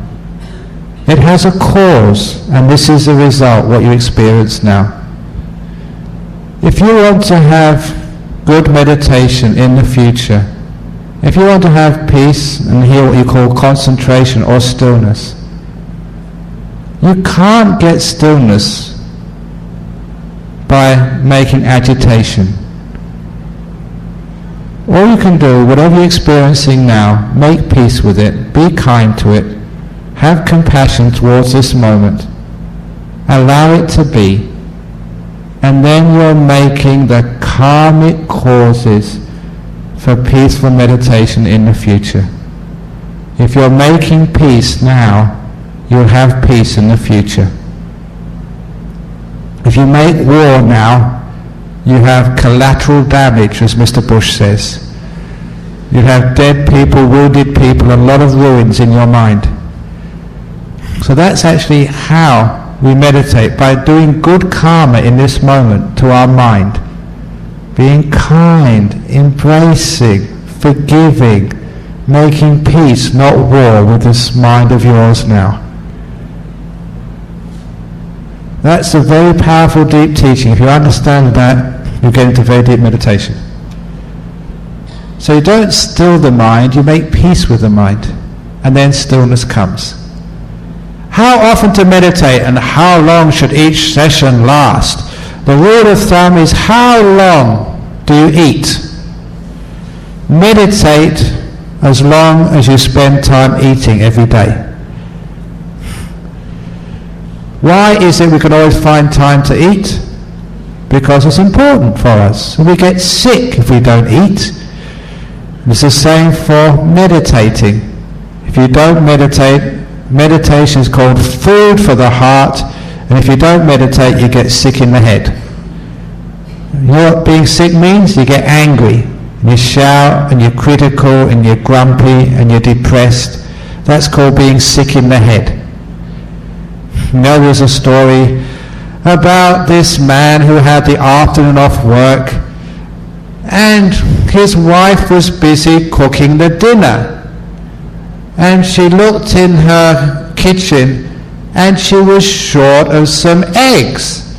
So she asked her husband, "Darling, I need some eggs and I'm so busy, but you have the afternoon off work. Can you please go to the market and buy me some eggs?" He said, "Certainly, darling, I can do that, but you have to tell me where the market is and where the store is. I've never been there before." So she gave him the basket and money and directions to the market, and off he went. As soon as he entered the market, this young man came right up to him and said, "You've got a face like a camel. You're so ugly, the backside of a camel that is, and you smell of dog shit." "What do you mean talking to me like that?" said the husband. "I don't even know you." And that was only the start. He started to scold and abuse his husband so badly and in front of everybody. And the husband didn't deserve that. He didn't even know that young man. And being scolded in public embarrassed him so much he turned around and went home. As soon as he got in the door in home, his wife said, "Have you got the eggs, darling?" He said, "No. And don't ever send me to that stupid market ever again. People are so uncivilized and so mean." He was upset. And those of you who are married know how to deal with a husband who's upset. You've got to sort of stroke him and be kind and soft until he settles down and get some sense out of the fellow. And only when he settled down could she ask him, "What happened?" And he told the story, and the wife said, "Oh, it's him. That poor boy is brain damaged. When he was small, he had an accident and hit his head. And ever since that time, he damaged his brain. He always does this. The poor boy will never go to school, nor will he ever find a girl and get married. He can't get a job. He's crazy because he hit his head and damaged his brain. He always stays in the market. Sometimes he scolds me, sometimes he swears at somebody else. But we don't mind because the man is mad. He's crazy. He's brain damaged. He's insane. As soon as the husband realized he was being shouted at by a crazy person, it didn't matter anymore. And as soon as the wife saw that her husband didn't mind, she told him, "Darling, I still need those eggs." He said, "Okay, I'll go back." Then don't mind that crazy boy. No, I won't mind now when I know he's mad. And so he went back to that market, and the boy came up to him again and said, "Hey, here comes camel face. Hold your noses, here comes dog shit." And this time it didn't matter, because the man, the husband, knew the poor boy was mad. When he went to the egg store, the lady selling the eggs said, "Don't mind him. The poor boy hit his head when he was young. Yeah, I just found out he's brain damaged. What a shame." And even though he was being abused, it didn't matter. He was being abused by a crazy guy. The moral of that story is, if you're being scolded by your husband, just think of it like that boy. Your husband must have brain damage. He must have hit his head on the way home from work. If your wife scolds you, it's the same. She must have hit her head. It's called temporary insanity. But don't take it personally.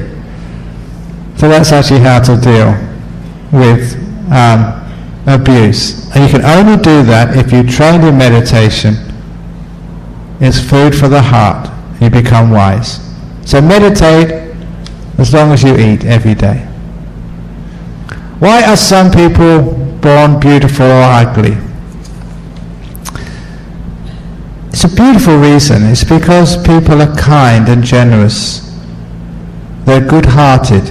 That's why they become beautiful. Even in this life, kind-hearted people are very beautiful. Doesn't matter how old they are. People love to be around them. They love to see them because they've got an inner beauty. So it's one's virtue makes one beautiful. And I mentioned that many times in Perth. When I said I'm going to give you the 5 precepts here, I say I'm going to give you beauty treatment. And a monastery or a temple is beauty parlour. This is Chempaka beauty parlour. It makes you more beautiful. And the reason for ugliness is anger. Ugly people are people who got angry so often their mouth got stuck in that position. And they're like monsters. No one likes to look at them. They're that ugly. So the more time you get angry, the more ugly you get. And no amount of Botox will solve that problem of anger. You get uglier and uglier and uglier. Buddhists usually adopt the middle path. They usually do not take side in any political issues. They usually do not come out and vote during election day. Voting is all citizens' duty. So are the Buddhists doing the right by being indifferent to politics? It's a great question, because we discussed that at our 4th Global Conference. What's Buddhist role in politics? But in politics, we're not so supporting any political party, but as Buddhists, we are stakeholders in society, and we should address any problems which we have in society. And usually the Buddhists, we can still vote, but we're not troublemakers, because we don't demand to get our own way, but we want to make a positive contribution. And Buddhists have always made such positive contributions in whatever society they have been in.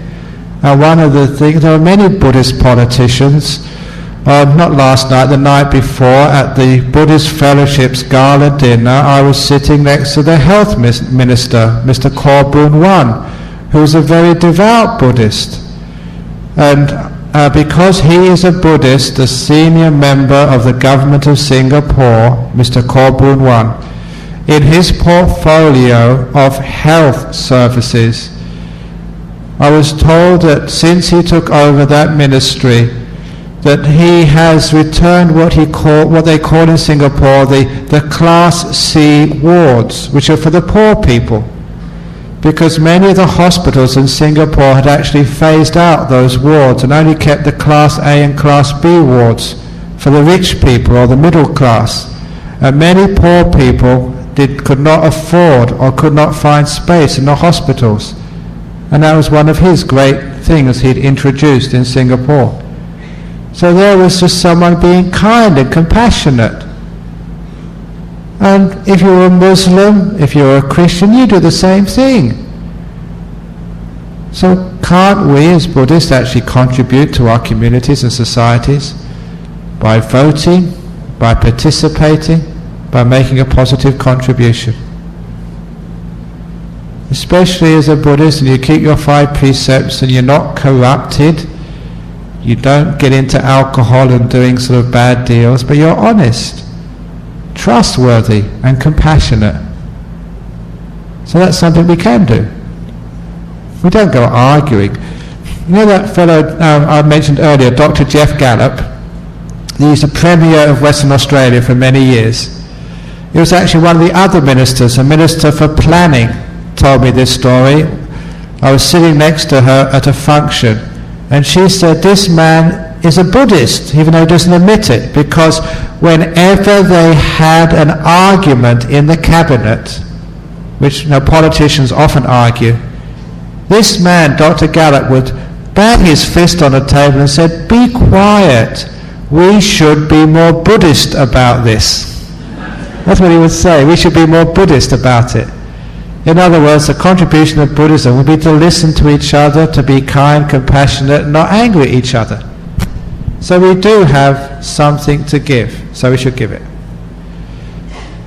How can we meditate while we are doing our everyday chores? Some Chan masters say you should meditate while doing everyday chores. How?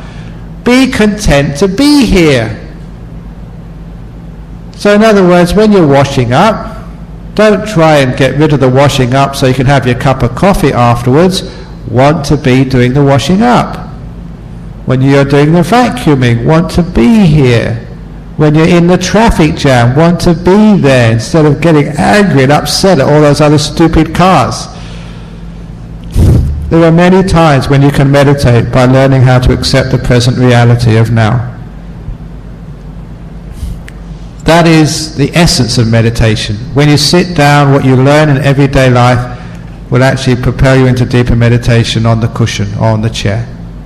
And the last question. I can't see any clocks here, so I don't know what the time is. Venerable Sir, in the Dhammapada stories, many attain sainthood by listening to one discourse by the Buddha, even the killer who was about to kill the Buddha. Why was it so easy for them to attain sainthood? Would we be able to attain sainthood by listening to the Dhamma? Oh my goodness, how many of you here have listened to talk after talk after talk after talk? These days you can have iPods full of Dhamma talks by the best teachers all over the world.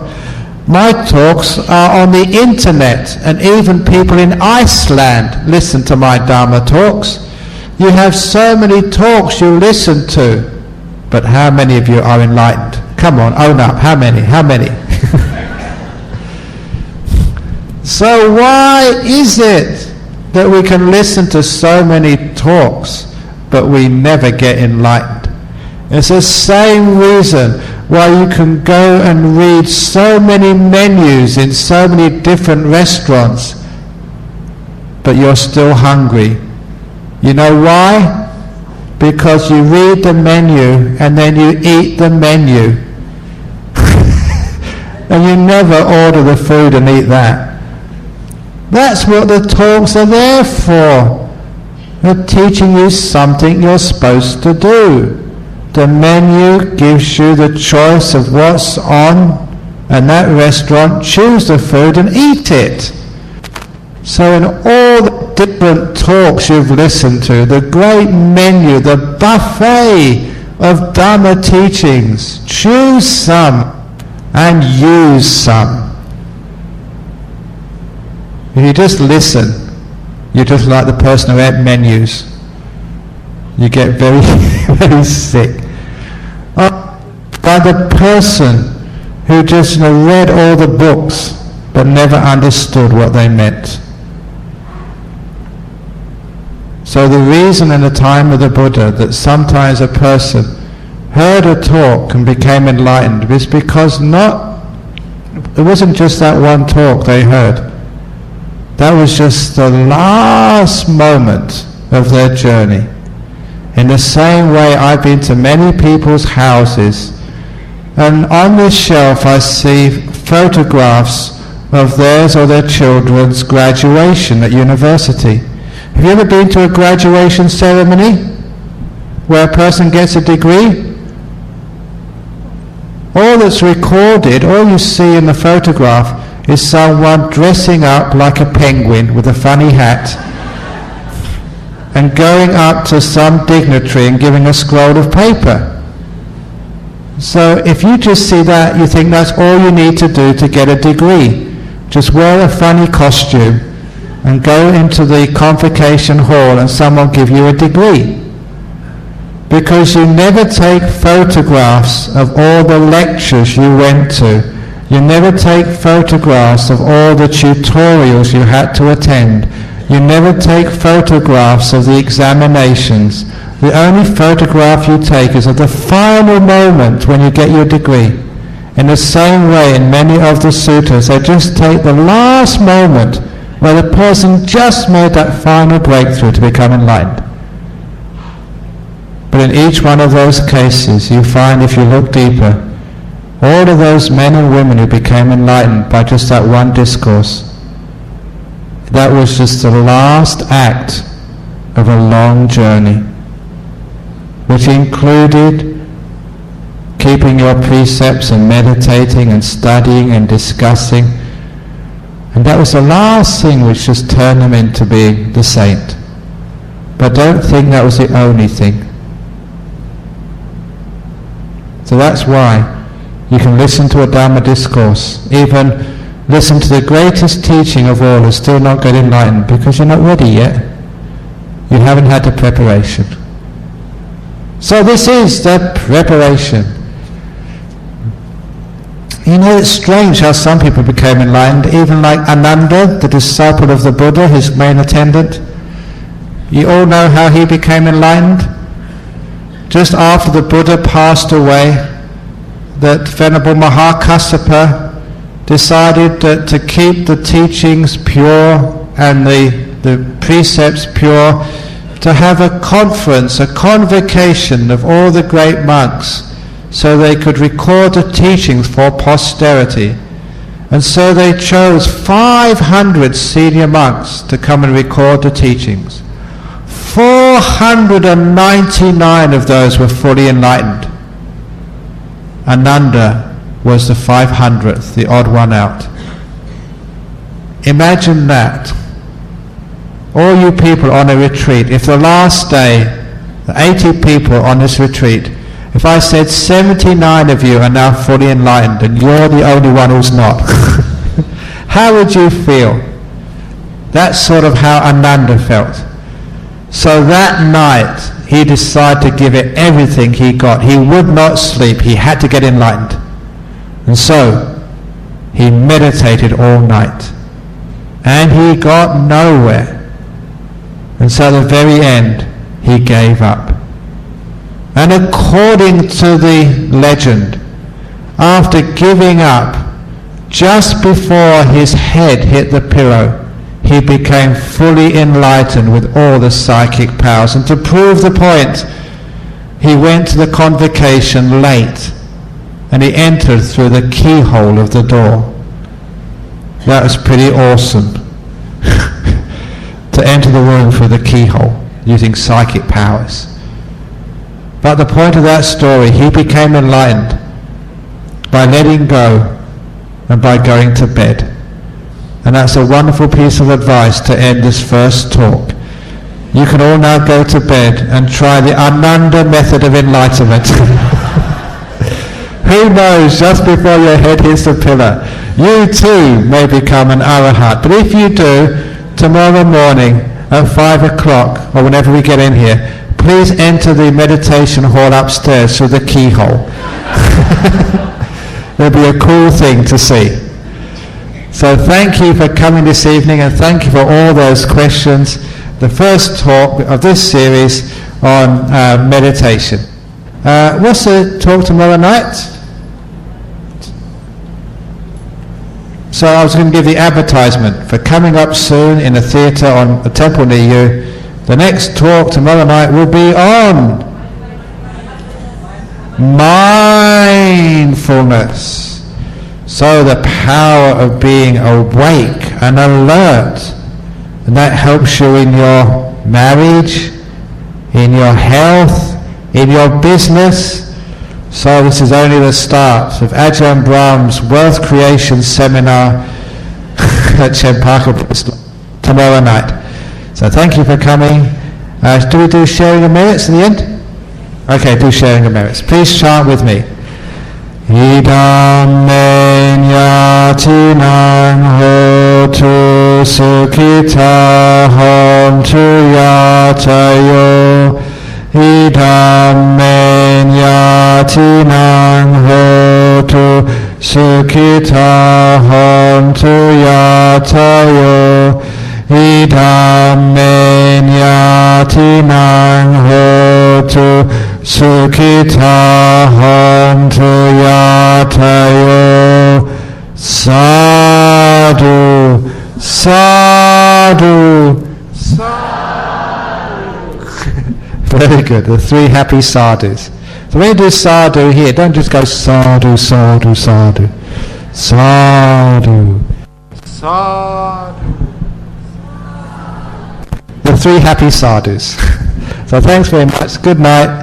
And those who are meditating, have a nice night's sleep. See you in the morning.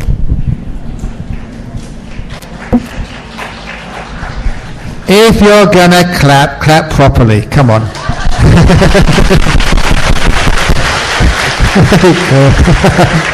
Okay, goodbye.